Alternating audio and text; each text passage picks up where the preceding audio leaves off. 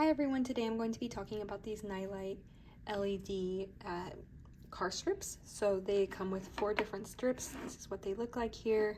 Of course, your port that comes with your USB that you easily can install in your car as long as you have a USB port. They come with these adhesives in the back.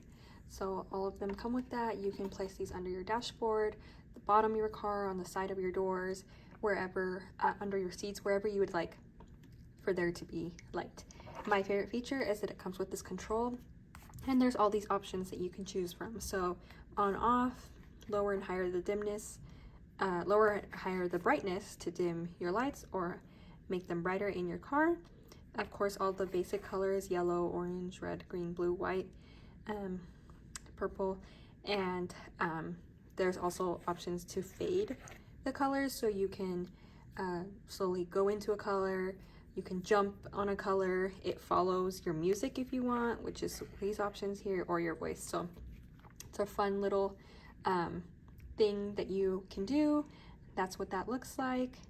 And I think this is a really great product, and I hope this video helps.